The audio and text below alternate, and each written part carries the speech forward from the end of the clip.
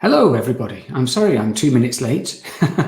What day is it today? It is Monday. Happy Monday, and welcome to this latest live session in the Pathlight Thrive Hive. Today we have Ayurveda. So you may or may not know what it is already. I don't know a lot about it, so I'm here to learn as well. And Christine's going to tell us how it helps her to maintain positive mental health. And if there's time, we might talk a little bit about psychotherapy, but Christina said that could be a whole other hour. So we might get it back in another time to talk about that, but we'll see how we go. So if you have any questions as we're going through, just submit them in the comments. If you want us to know what your name is whilst you're submitting your questions, you just need to go to that address there and say this is okay to use my name. Okay, so we'll bring Christine in. And hello, Christine, and welcome. Hi, everybody. I can't see anybody except Paul. Yes. I don't know who's there and who isn't. It's a bit like myself, which I do. So all right. It's a bit unusual, isn't it? So yeah, if you want to say hello, if you're watching, you want to tell Christine who you are, so she knows who's watching, then feel free to say hello. It is Bob here, or whatever your name is. So yes, thank you very much, Christine, for giving up your time. That's the time that isn't normally one that you would be doing something active in. So I do appreciate you putting yourself out of your comfort zone. People will hear about that when we talk tonight. But, yes. So, I'm Christine, really happy to be giving me time to do this. It's just a weird time to be doing it. I know. So thank you. So, two questions that I'm asking everyone who comes on as a guest. Number one is, how are you coping with lockdown?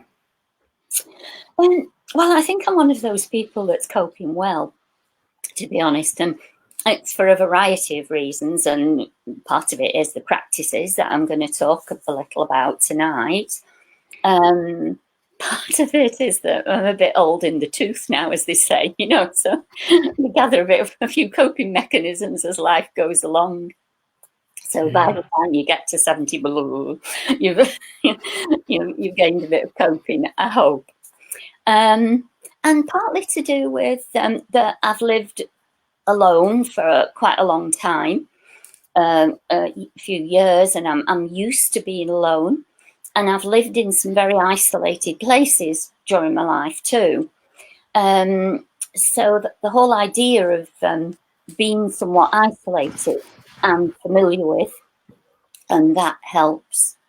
And I like alone time and a certain amount of quietness. So there's a lot about lockdown that suits me. And there are things I've missed. I've missed being with my grandchildren. Of course, that tips me completely on my head. I've missed that. I have not missed the journey to get to see them. They live near Brighton, and it's a long journey. I've not missed those journeys at all. I hear you. But I have missed seeing them. I've missed seeing friends. I've missed being in like our little meditation group and that kind of thing, the sound sanghas that we do. And so there are things I've missed. Yeah. But if you're asking how I'm coping, I would say pretty well. Good. Okay, so we have got Kath Coleman's here watching. Oh, hi, Kath. And Chris Horton as well. Hi, Chris. And Rachel Barker. I don't know if you know Rachel. She's done some sessions with us. Well, you won't have met her. You might have met her on the Hive virtually. But yeah, that's some people who are here. And somebody's missing us. I don't know who you are. It just says Facebook user. But if you go, you can tell us what your name is, or you can go here, and then we'll be able to know who it is that's commenting if you want. Okay, folks. So next question is, what do you love? What are your passions? What are my passions? One of my passions is light. I love being in the light. The weather that we've had during the lockdown, really, it's been so fabulous. I don't think probably there's anybody who hasn't loved it. I have a passion for live music. love concerts. Of course, I haven't been to any of those, have we? I've a passion for food and cooking. A passion for craft work. There's a variety of craft work that I dabble in and do some of, especially like knitting. And I've been taking the chance to do a bit more of that. Got quite a passion for life, really, I suppose, I would say. Lovely. Light and life and food and music and all those nourishing things. My email address is lightlovemusic. Very good. Tells the story. Yeah. Great. Thank you, Christine. Okay, so we are going to talk about Ayurvedic practices and how they help you with maintaining your positive mental health. I wonder that first, though, if you'd like to share, as much as you're comfortable sharing, the journey that you took to becoming a psychotherapist and an Ayurvedic practitioner, just to where you got today, briefly. You don't need to go into every detail, but just... I'm 73, you know, Paul. It's a long journey. Okay. Well, my mother used to say to me, God rest her soul, she used to tell me that, Christine, your health will be the most important thing in your life. If you've got your health, the rest is, you know, she was kind of saying the rest straightforward, really. I'm not sure that's right, but she said if you've got your health. And we never know how deeply things go in, do we? You know, as a child, there's lots going on and we take all sorts of things in. But that must have landed with me somewhere, because I've been working in the health field now since I was 16. I left school at 15, actually, but I worked in a shop for about a year. And then I went into health, went into children's health first. And the journey has just gone on and on. I've been in some kind of health and care work all of my working life, all of those years, however many that is. And it interests me that a lot in the beginnings, the focus was a lot was physical health. But I was always interested in hearing people and knowing something about them and how they were feeling. In fact, I used to get in trouble as a student nurse all the time. I was always in trouble for standing talking to the patients. They used to tell me, just say, nurse, you know, there's bedpans to be washed, or there's this or that to do, you know. And of course there was. But back in that day, wasn't seen as helpful to just stand and talk with patients. Of course, hopefully it's a bit different now. So, oh gosh, as time went on, I moved into teaching. I taught nurses, and then I went into teaching people. I went back to children's work for a while. Then I went into teaching people who wanted to go into nursing, professions allied to medicine, work with children. When I was teaching for a long time, and in amongst all of that, somewhere trained as a counsellor to start with, and trained as a counsellor and started to fit in hours of work as a counsellor. So I was moving more into that mental health world, really. And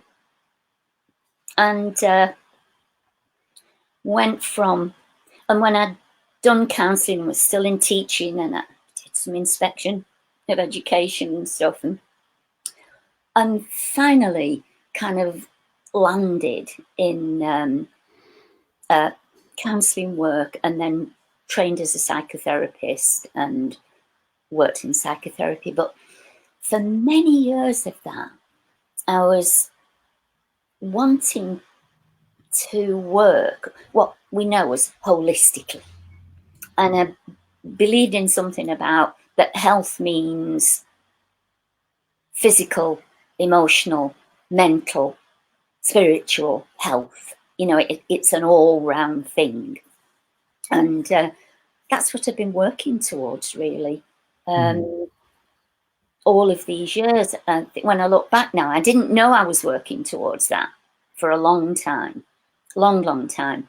I was never one of those people that had a direction. Never really had a direction.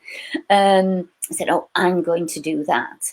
But when I look back, I think what I've always been working towards is this holistic practice. So maybe you didn't have a conscious direction, but you've always been there in health, and from the time when you first started nursing, you were there talking to the nurses. So that was within you, and that's just kind of spiritual practice, isn't it? It's kind of going beyond the daily, cleaning the bedpans and all that type of stuff. Washing the bedpans and making sure you didn't have a hole in your stocking. There's loads of stories to tell about those times. Right. So yes, and I think I know that what got me so interested in Ayurveda is that, to me, it's holistic. It's the original holistic healing practice. That's how I see it. And that's what got me interested, and it's what's kept me interested in it. Okay, so could you explain for me, because I don't know that much about it, and whoever is watching either live or people who are going to watch this back later, what is Ayurveda? Okay, Ayurveda is the ancient healing system from India. Okay, and Ayurveda is a Sanskrit word, Sanskrit being the ancient language of India, and we know it's 5,000 years old at least, this healing system. Some people say 6,000 years.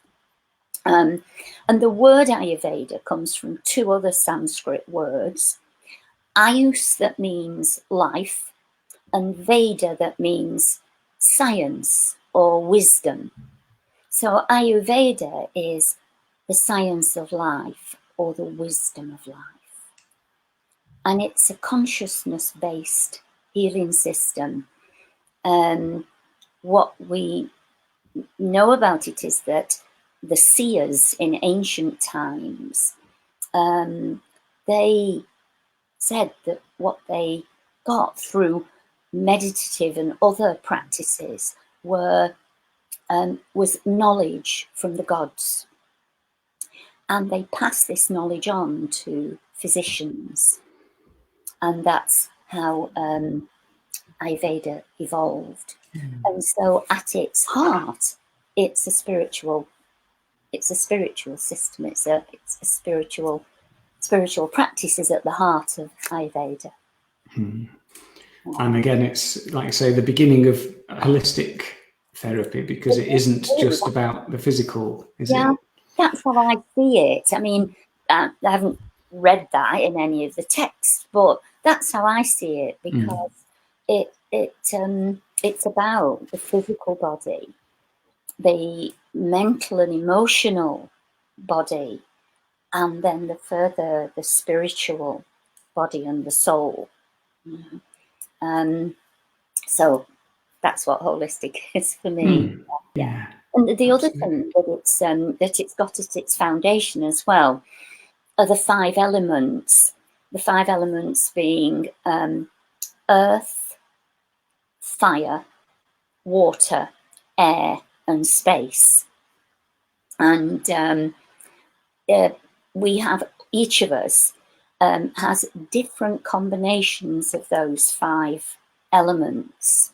So we've all got all of them, but we'll have 1 or 2 that are the leading ones for us.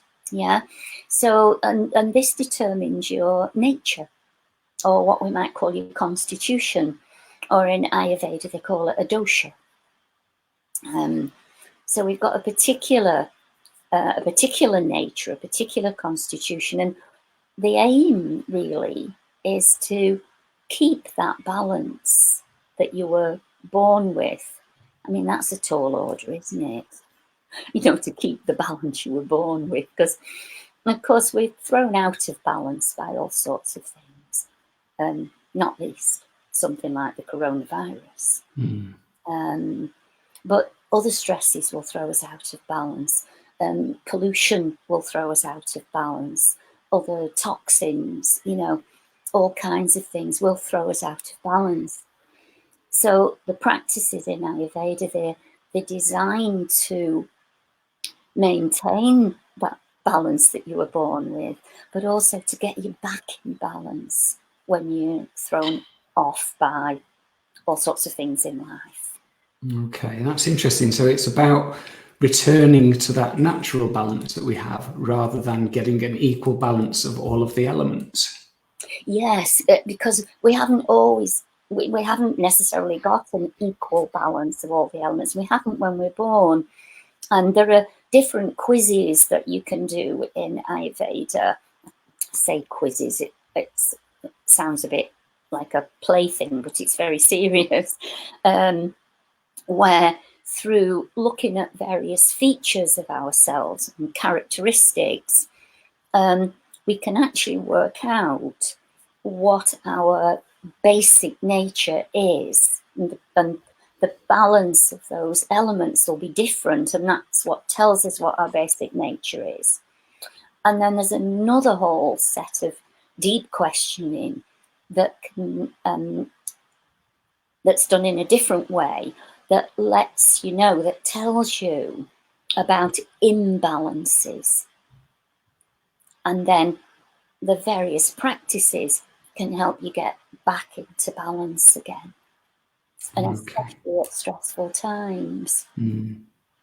Yeah, so how would those imbalances manifest typically? Is it a physical feeling? Is it mental health? Could it be anything at all that shows us we're out of balance? Yeah, it can be. I mean, there are certain things that Ayurvedic practitioners will look for, and I hasten to add, I'm not a practitioner. I've trained so that I'm approved to teach people about Ayurveda as a lifestyle. But in order to be an Ayurvedic practitioner and be able to diagnose, assess people and diagnose and prescribe herbs and treatments, that's another whole lot of training.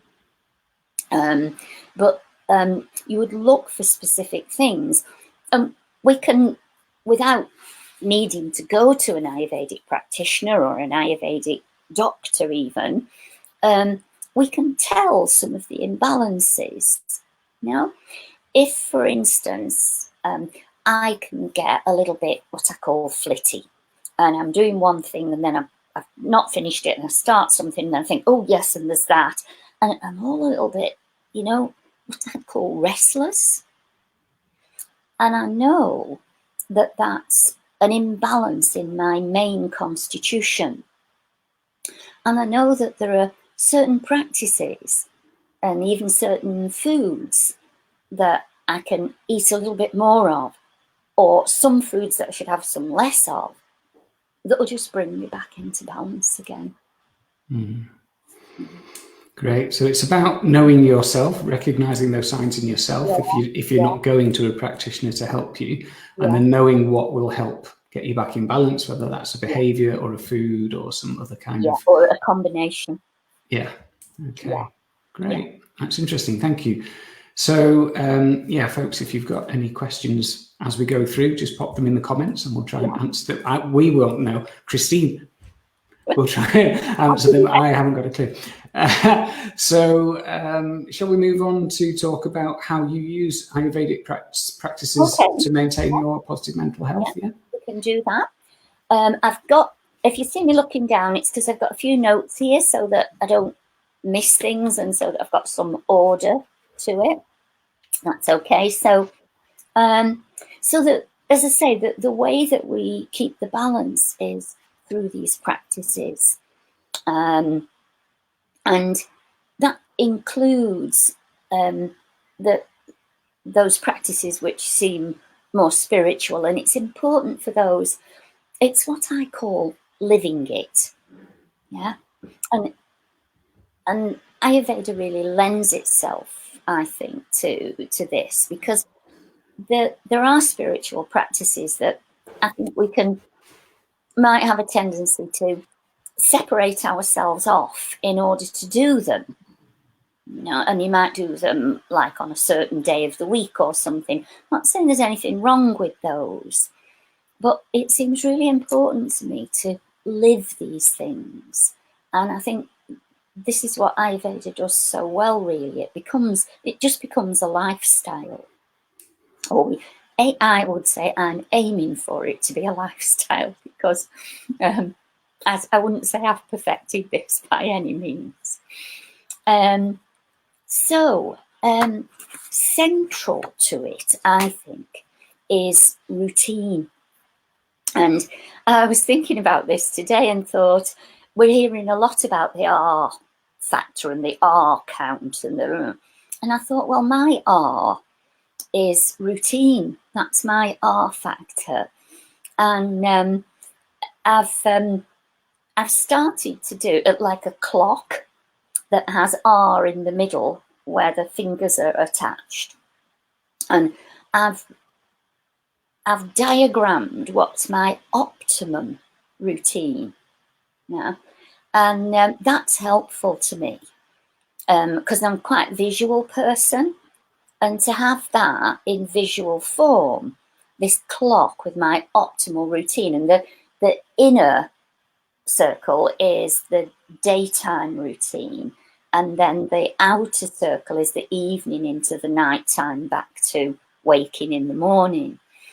And it's the optimum, and I'm always working towards it. And I think it's important to say here as well that it feels just as important not to get rigid, not to get really rigid about these things, because then I just think we've got a problem in another way. You know, that we're like completely like tied to this and can't go any other way. We've got no flexibility. You know, and I know there's people listening who do yoga more than I do, yoga teachers. And that's part of it, is developing flexibility. And when I was on my walk yesterday, I just was standing looking at, because there were really high winds yesterday, weren't there? And at the top of the hill here, where I walk around, there's a huge sycamore tree. And I stood looking at it. It's got this big, massive trunk. And the winds were so fierce. It's absolutely solid, this trunk. The branches and the leaves were all over the place, swaying with the wind like this, you know. And I thought, yeah, that's it, isn't it? That's why we do this tree thing, isn't it? It's like really stable at the core, having a consistent stability there, but being able to be flexible. The more flexible we can be, and yoga teaches us this, teaches us strength and flexibility and balance. And the more flexible we can be, of course, the more we can adapt to times like this. You know, the adapting, being flexible to what we need to do. It's not so difficult when we've been learning flexibility. So having that structure, that solid trunk, and the flexibility to, when the winds come, to adapt to it and have that resilience at the core. Absolutely, yeah. So you've got your optimal routine on your clock there, which has just been blown out of the water by coming on here at 8 o'clock at night. So I do apologise. So apart, it's ultimate, this. Yeah, well, thank you for bending in the wind. So other than having your routine, Christine, what else have you taken from Ayurveda which helps you? It's the things that comprise this routine, really. Okay. That I take, you know. So my routine comprises, it's aligned with these Ayurvedic practices. So incorporated in my routine. And I think some people are really good at routine.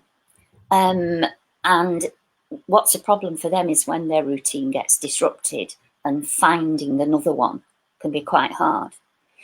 And then there are people like me who's never been the slightest bit good at routine. And because my main elements are air and space, so you can imagine, you know, that's just, you know, and people with a nature like me, we kind of almost promote change, you know. But actually, routine is very good for us and very stabilizing. So hard as it might be for a nature like mine, and it's perhaps why I have like a diagram and a clock to help me, you know. But it's really good for us. And we have what I call anchors. So for some people, you see, it might have been the time they take the children to school and the time they get the children back from school has been a kind of anchor in the day that's given them stability. But that's gone. They haven't been taking the children to school. So what do they put in now? What's the next? You know, and I think it's been really hard for some people. So if we can establish the routine, so let's have a look at what some of these practices are. So the first one that I've got there that's just helped me enormously is yoga. Okay. And the people who are listening who know yoga will know that it's way more than a physical exercise, although it has a lot of physical benefits, so I'm not knocking that at all. But it is more than that. And in fact, there are 8 limbs of yoga, and only one of those limbs is what we call the postures, the asanas. So that the postures that we take is only one of them. And another one is about breath, breathing, what they call pranayama, which I'm going to say a bit about. So when I say yoga, for those people who've got their head in their hands, you know, think, oh God, I'm not one of those twisty, bendy people and I can't stand on my head, or I can't stand on my head either. That's don't worry, you know, it's not all about that. Once again, it's a holistic practice, isn't it? And it's very much spiritual. There's a meditative aspect to it as well. And I'm sorry to interrupt, Christine, but there's a question here which you might answer as you go through all of these practices, but I'll just throw it out there now. So I'm not sure who's submitted this, but it says, like you, I'm a headless chicken. I dislike routine as I find it boring. Any suggestions to help me? So maybe you can offer something there. Okay, well, I am going to mention a number of things, and there might be something that grabs you.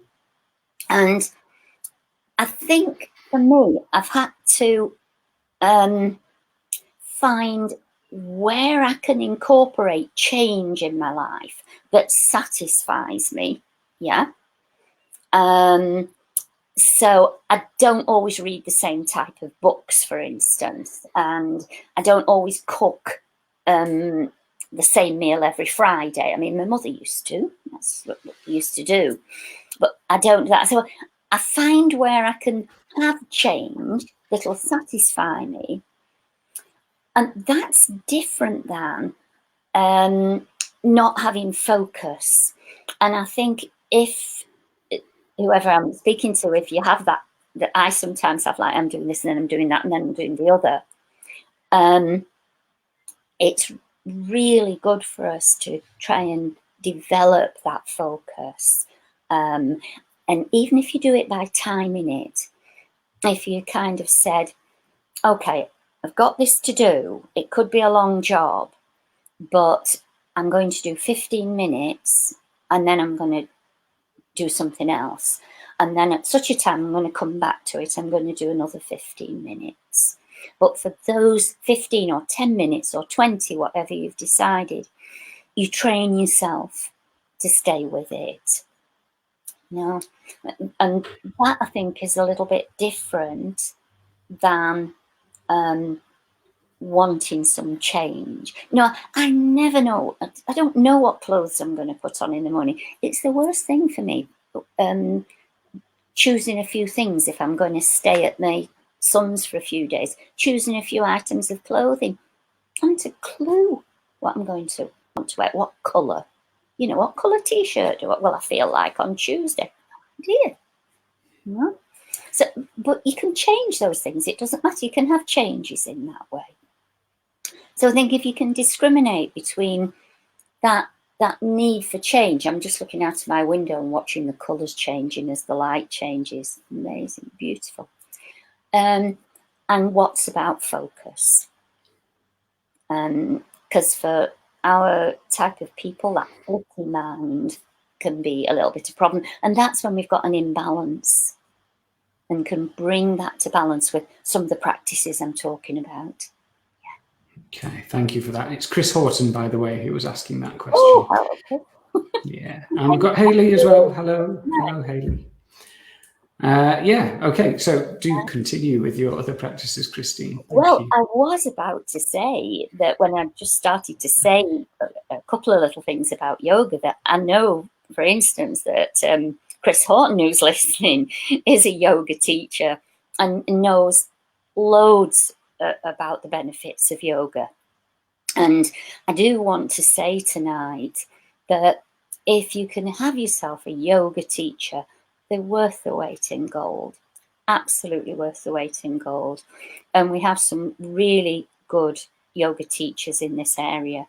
Marilyn Higginbotham, and Marilyn's trained a lot of people in this area too, and a bit further afield.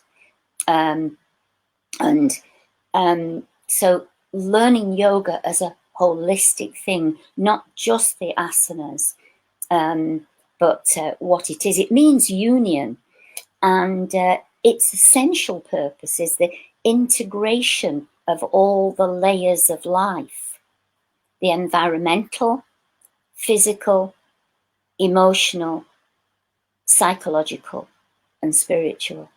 It's the integration of all those. How fabulous having a practice that integrates all that. How fabulous is that for your mental health? You know, because integration is it for me. That's what I work at in my psychotherapy practice, bringing integration, you know. So it brings me together as a whole and brings me together as part of the whole, the universe, you know.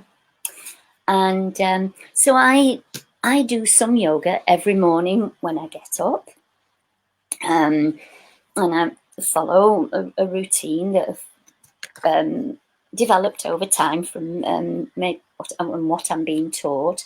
And there's a little saying to help remember about this. It's you can use RPM, which is rise, P, meditate. So yoga is a meditation as well. The other limbs of yoga, the first two are about social and personal behaviours, and then there's the asanas, the postures, and then the breathing, and then the others are really about achieving meditative states. Yeah. So rise, P, meditate. Or the other one, which is lovely, is Om, and spelled AUM, the way that Om is spelled. So that's arise, urinate, meditate. So it means the same thing. It's a little thing to remind us what to do. So the order is crucial there, folks. Get it wrong and you could be in a bit of a mess. Yeah, good. Yes, very good. Thanks, Paul. So when I get up in the mornings, I go to the bathroom to pee, and I usually wash my hands and face and clean my teeth and clean my tongue. That's a good practice. If you've got a tongue scraper, and a good one if you can get a copper one, Ayurveda reckons they're especially helpful for ridding any little bits of toxic layer that might be on the tongue in the mornings. Scrape the tongue, clean the teeth. Okay. And then I do yoga before I get dressed. Yeah. I should say, I do some asanas then. Before I might chant first. I don't chant every morning, but chanting is really good. It gets the energy in the lower chakras moving, yeah, and especially the one that's right in the center at the solar plexus. Learning some chant will move that energy, and then a period of time doing some asanas. I spend about 20 minutes usually. Is about what I do on a regular basis. When I go to yoga, of course, it's longer than that, but doing my own practice in the mornings, about 20 minutes. So I do that, I do some asanas, and then I go into a sitting meditation. And there are all kinds of ways of doing meditation. And lots of people say, oh, I can't meditate, I think too much. And when I very first learned about meditation, the person who first taught me meditation said, you're precisely the people who will benefit the most from meditation. Is this thinky, and don't think that we're trying to rid ourselves of all thought, that we have to be like there, because the mind's job is to think, so it'll throw up thoughts all the time. So it's when thoughts arise, we just know they're there and let them go. Let them go. It's having a thought without acting on it. That's what sends us tizzing, to do this, do that, do the other. And we act on all these thoughts. You don't need to act on every thought. And when you do meditate, you might have lots of thoughts. You might fall asleep. If you fall asleep every time, it means you're not getting enough sleep. You might be focused on a mantra or your breath, and you might then when thoughts come up, you just go back to the mantra or back to the breath, and you might enter that place beyond thought. What in my meditation training has been called the gap, and we don't know when we're there. We don't know. It's only when we're back from there. And one of the ways you can tell is that if you've sat down to meditate for, say, 20 minutes and your little bell goes, and you think, well, 20, gosh, that sounds like 5 minutes, then you've found the gap. Yeah. And sometimes that happens and sometimes it doesn't. Never judge your meditation. I was taught that too when I first started. Never judge it. There's never a bad meditation, a good meditation. Do not judge your meditation. Just do it. Just do it. There's loads we could say about meditation. Bringing it right into the context of mental health. The research in recent years has shown that it actually, there's a little bit of our brain, I can't show you because it's right in the middle of the middle, and it's called the amygdala, and it's our kind of stress center, and meditation actually over time actually shrinks the amygdala. And I can see Paul nodding because he knows these things. And it also gives development of what in here, I'm pointing to here because the frontal cortex in here helps that to develop. And we have better thinking, more clarity, more focus. And there's lots of up-to-date research now on meditation. So the things that those seers knew 5,000-6,000 years ago, our modern science is validating for us. And I'm glad that's happening because some people really need a modern scientific perspective before they will try things or do things or believe in their usefulness. And that's okay. We're all made differently. And modern science is validating quite a lot of Ayurvedic practice now. So that's a delight. Yes, so finally, science catching up with what people have known for millennia. I know. It's fabulous, isn't it? I just love it that, you know, the ancient wisdom, and they were right. You know? Yep. They were right. It's great. I love it. Yeah. So just a couple of comments, Christine. So don't know who it is that said this again, but what a beautiful energy you have, Christine. Nice reflection there. Oh, that's really lovely. It means a lot, especially at this time of night. Even at this time of night, you still have a beautiful energy. Yes. And Kath Coleman is asking, does food help us to balance? No, it doesn't. No, yes, it does. But maybe we'll get on to that in a minute. And I am coming on to that. In fact, I might move on to that now. I'm just looking at my little cards, my little notes, just to see. So that's the morning routine. Let me have a look. Gotten up to then I go and take a shower.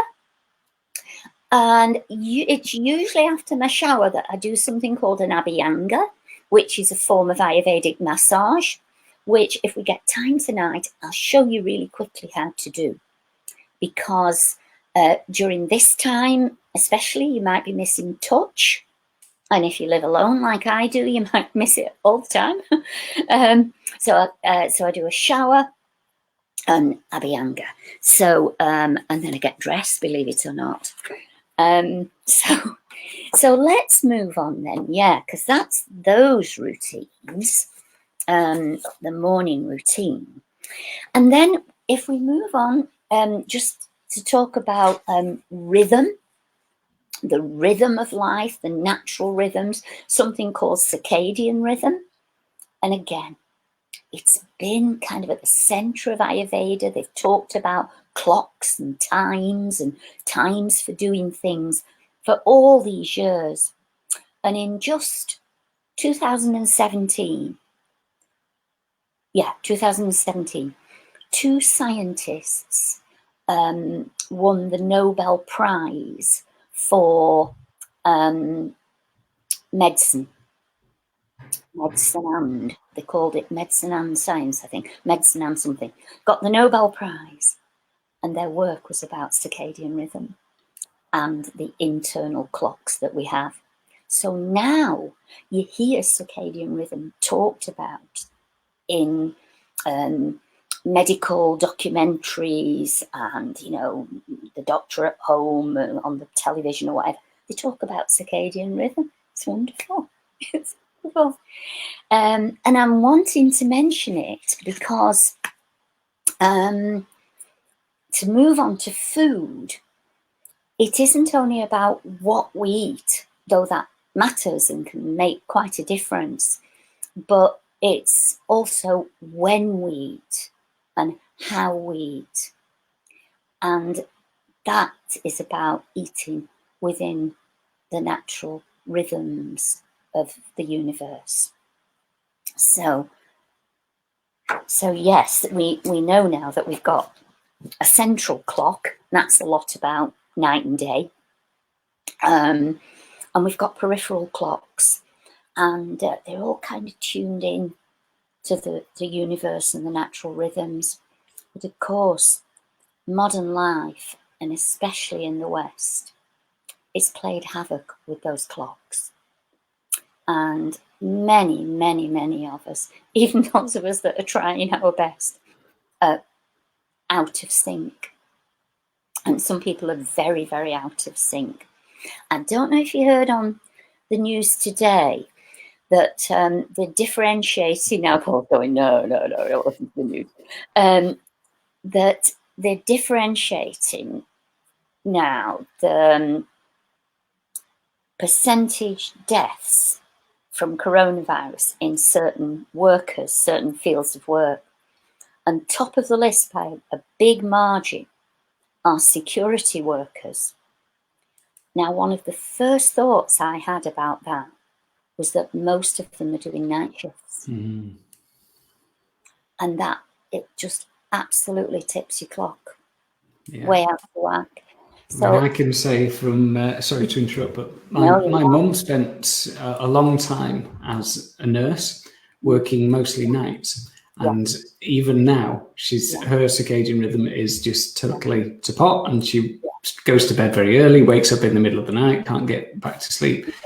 So it makes a big impact. And we've got a question come in about this. Mm-hmm. It says, "Ooh, my circadian rhythm has definitely been off recently, as my sleep pattern is dreadful.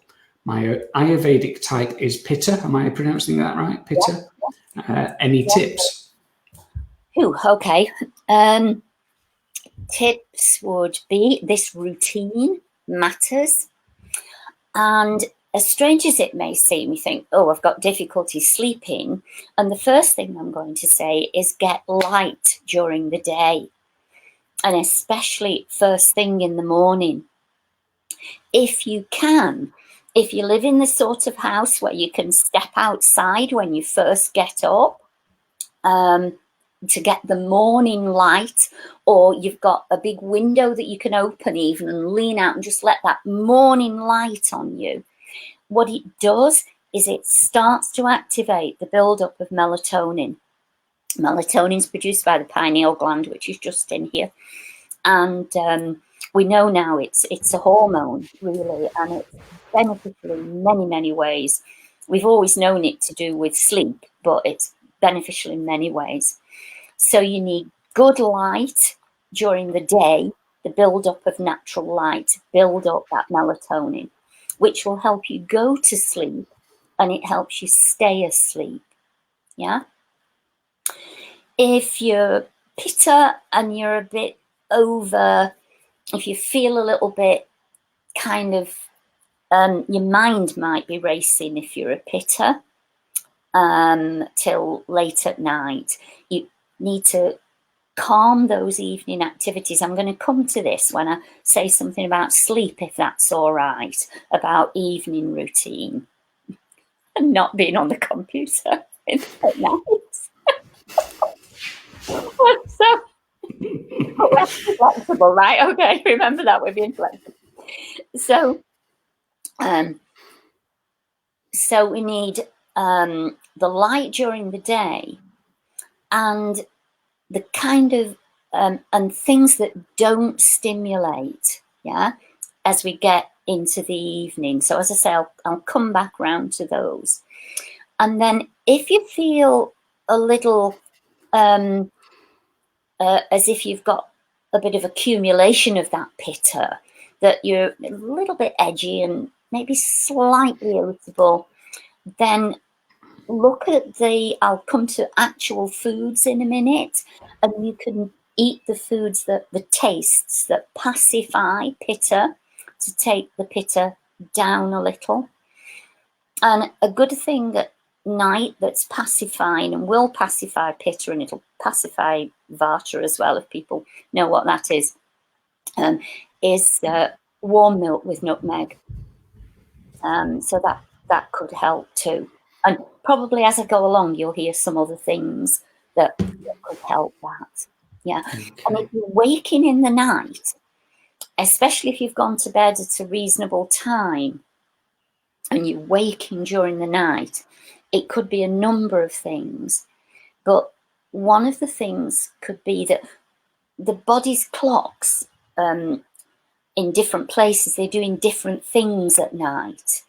And so, for instance, the liver is meant to be at its most active between 1 in the morning and 3 in the morning. And if it's got a lot of detoxifying to do, it'll be so active, it'll wake you up. Yeah. So we're looking not just what we do immediately before bed, but in general terms, am I building up toxins? Is my body having to deal with things? Am I drinking some alcohol at night because it'll think it'll help me to sleep?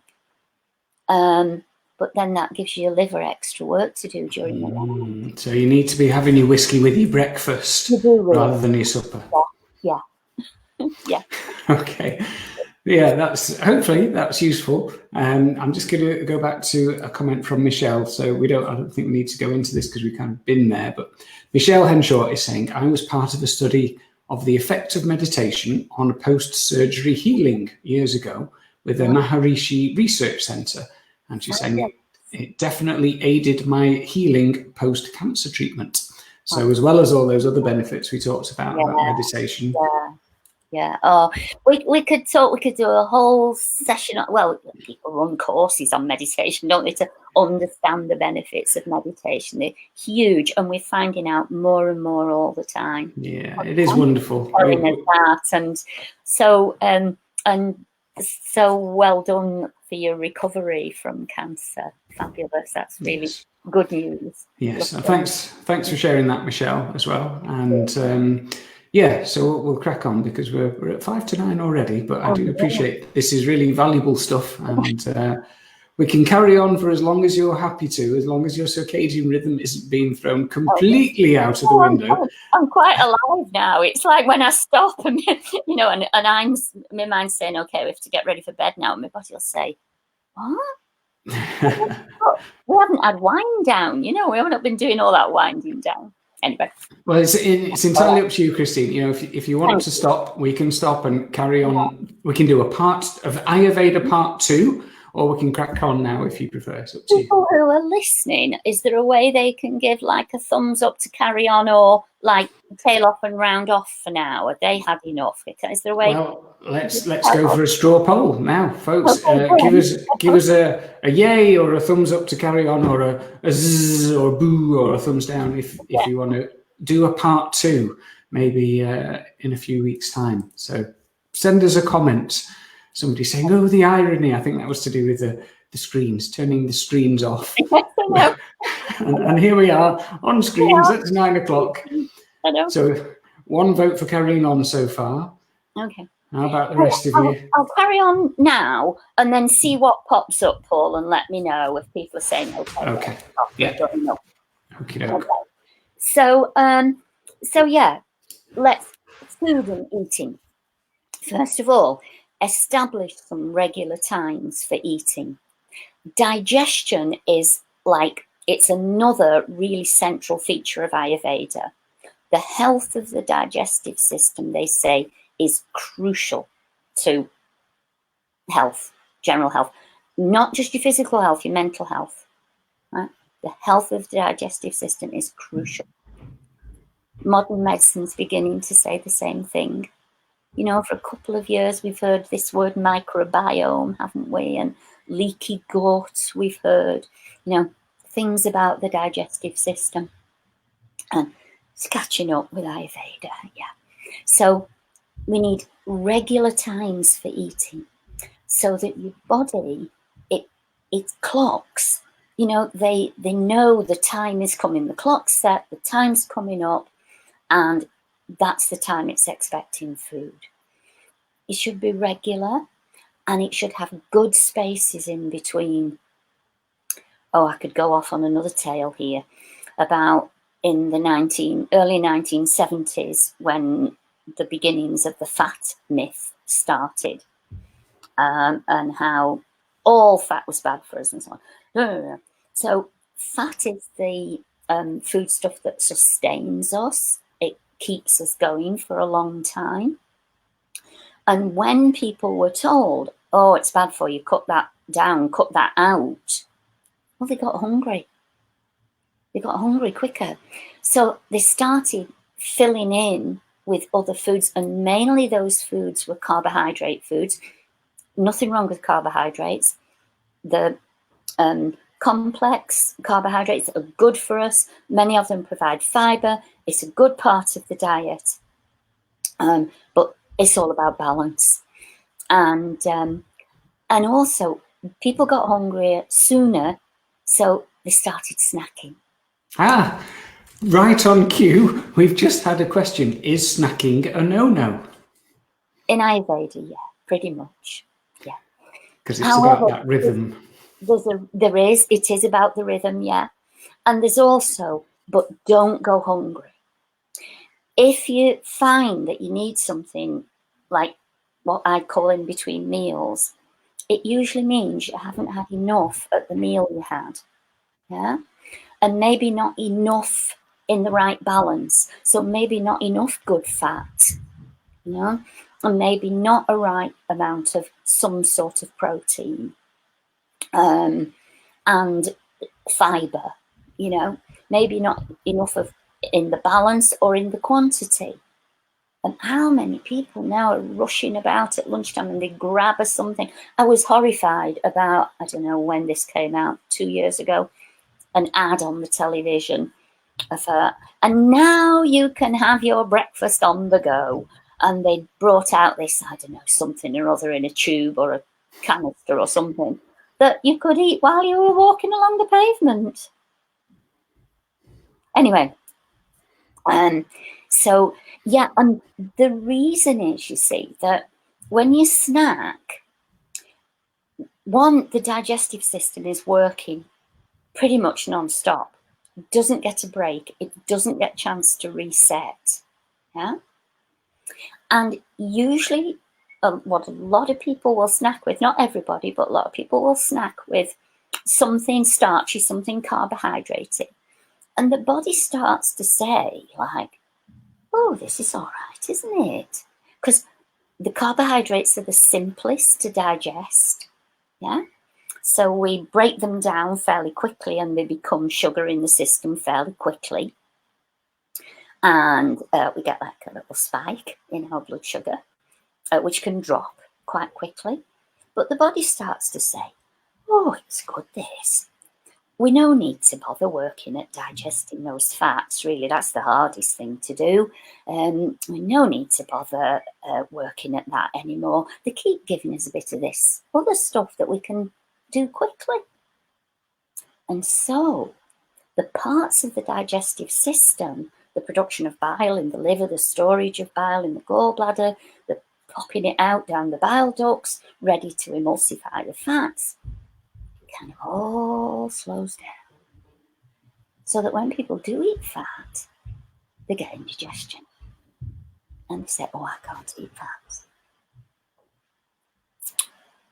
So we get one of those kind of a vicious loop set up. Yeah. So if you do need to snack, try something like a few nuts with a bit of apple, and then try to get it that you can, you just have your meals and that you have enough at your meals. Yeah. So again, it's all about balance, all about maintaining that routine and choosing healthy things. Fats aren't bad, which is good news, because I bought 5 kilograms of organic nuts today. So that's good. I'm not going to eat them all at once, don't worry, and certainly not at 9 o'clock at night either. And so now, now that again we're beginning to know from modern medicine about good fats, it doesn't mean we can eat 2 pounds of butter a day because it's good for us. But butter is very good for us. It contains something called butyric acid, which is very good for the gut lining. But it doesn't mean we can eat huge quantities. Yeah. Okay. So just taking our straw poll, we've got about 3 people saying, can we have a second session? 1 person saying carry on, and a couple of people saying they're not bothered either way. So this session will be on the Hive. It will stay there so people can catch up. Okay. So really, it's. I mean, how far through do you think we are, Christine? Are well, we halfway, if we had another 10 minutes, I could perhaps finish saying some important things about food. Yeah. And then maybe we stop for tonight and have another little session that deals with sleep practice and preparation for bed and sleep and some of the sleep problems that we can have and how Ayurveda can help those, like that lovely yoga nidra before bed. Excellent. Okay. Yeah, so if we crack on for another 10 minutes, carry on about food, and then we'll call it a day and we'll schedule a part 2 for a few weeks' time. Okay, if people want it, yeah. And I will not be at all offended if people don't want that, No, they're saying, they want more. The people want more. We must please the people. Oh, yes. There's a bit of that going on, isn't there? Anyway, so digestion, regular times. I now I have 2 meals a day, and one is between 11:30 to 12:30, somewhere in that time, lunchtime, and the other time is 5:30, sometimes 6 o'clock. Yeah, on 2 meals, and that's kind of happened naturally. It's evolved, I think, as I've gotten older, and getting up in the mornings, it just didn't feel ready to start food, and it's just evolved naturally. 3 meals a day is fine. However, Ayurveda says the main one should be lunch. Yeah? And the reason for that is to have good digestion. I'm doing this. To have good digestion, we need good fire in the belly. What Ayurveda calls Agni comes from the word ignite, and so it's the fire. And the only place in the body that has an acid environment is in the stomach, not in the intestines, I don't mean, just in the stomach sac where the food goes to. It's the only acid environment, and we need that acid for the digestion, particularly the digestion of proteins. And the fire is highest in the belly when the sun is highest in the sky. Yeah. And it doesn't matter if it's a cloudy day, you know, the sun's still up there.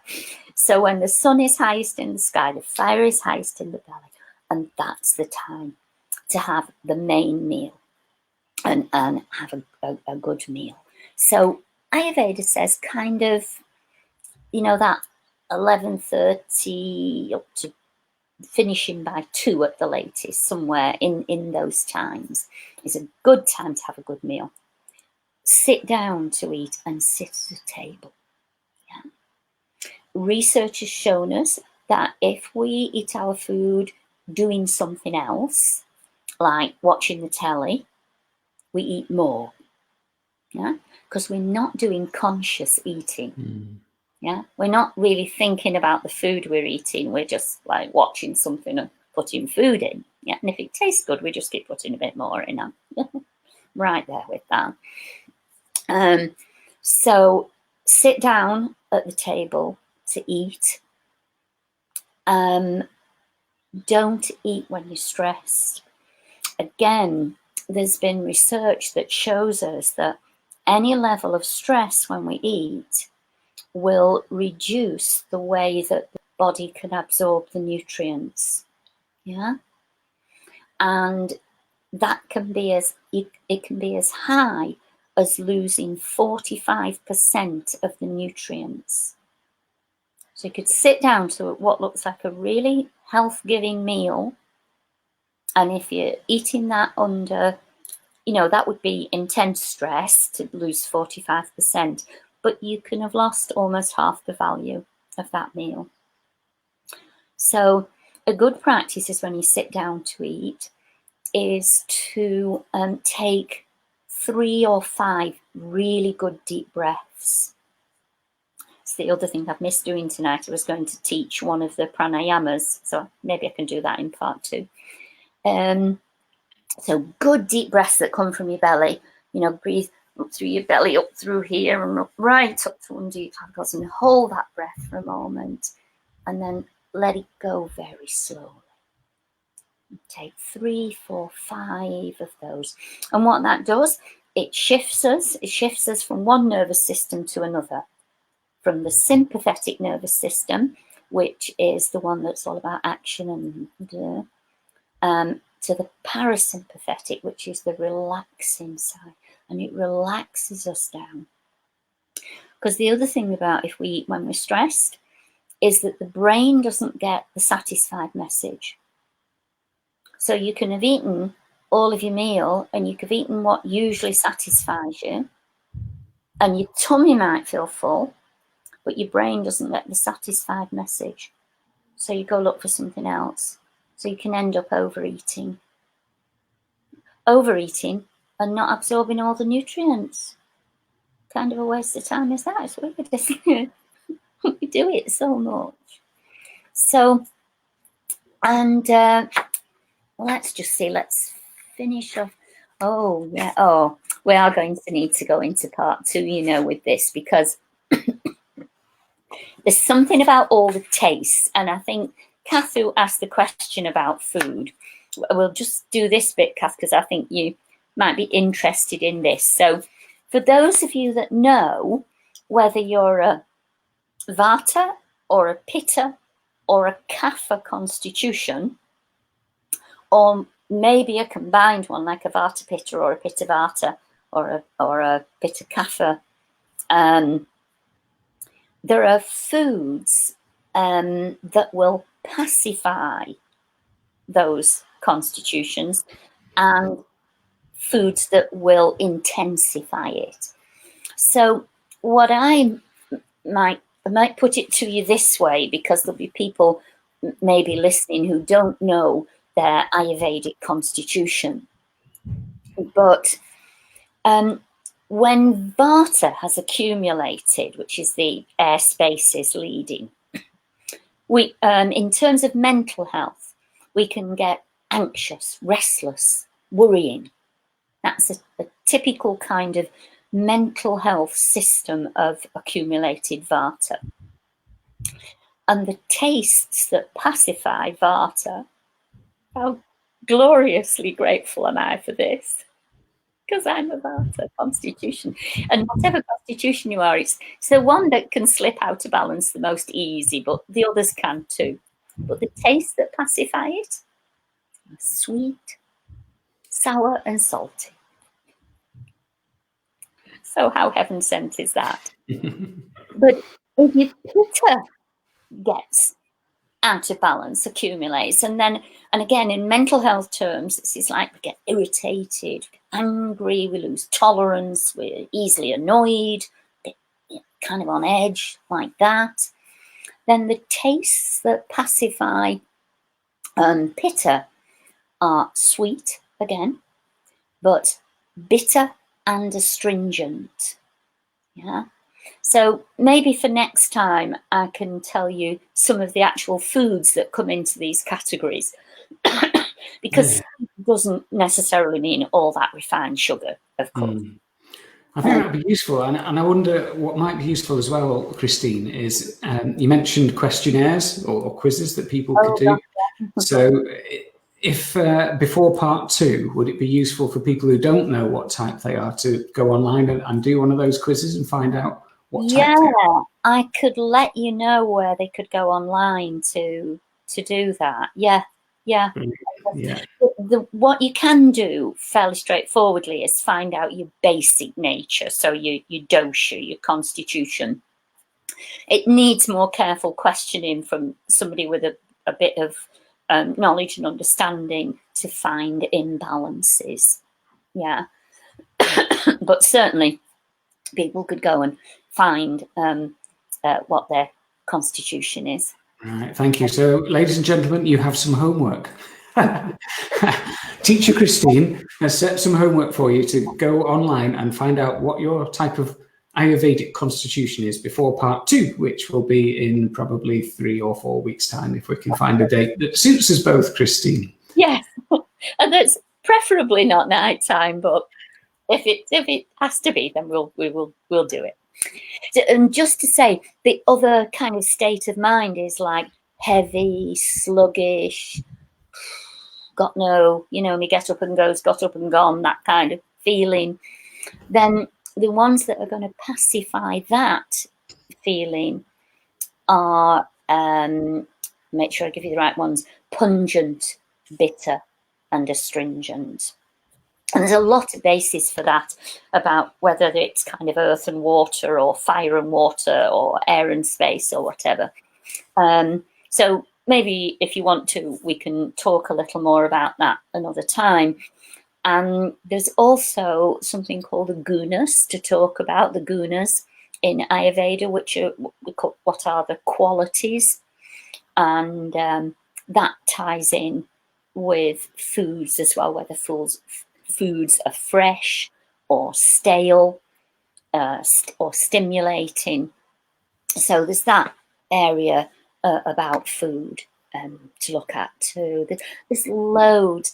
The work that I learned in order to be able to teach Ayurvedic lifestyle to people. If you did the program over a week, it's 5 full days of classes. So there's a lot to learn about, and if you do some practical stuff along with it, it kind of takes even longer than that.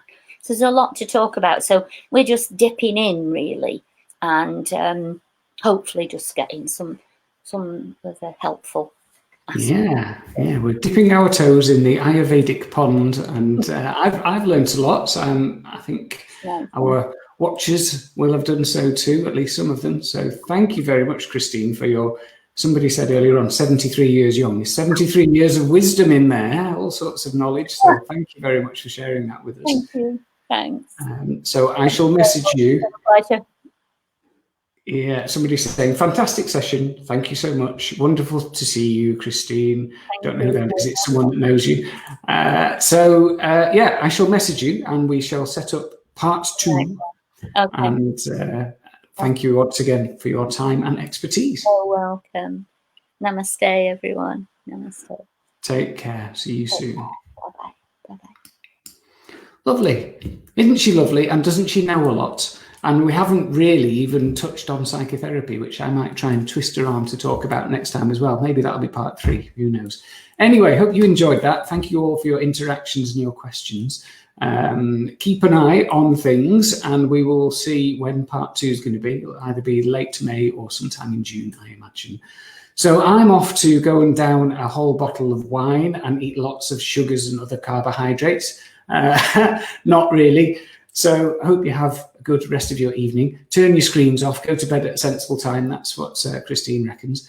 Keep that routine going, and make sure you get up in the morning. What do we have to do? Get up, go for a pee, and then do some meditation and stuff, then get dressed. So lovely. Thanks for being with us. And what am I going to do here? If you would like to have some well-being coaching, anything that you're struggling with at the minute, free 15-minute calls, just send me an email or message me on Facebook. And I have some availability for new clients at the moment. Also, if you are enjoying the Hive and you want to help make it sustainable, you can subscribe. You could become a member. Wouldn't that be wonderful? £7 a month. Or you can just buy us a coffee, £3. Go there, buymeacoffee.com/thrivehive, and you can drop us £3 each time you've enjoyed a session, or you can subscribe for £7 a month, and then the world's your lobster. So thanks again for being with us, and hopefully see you tomorrow. Take care. Bye.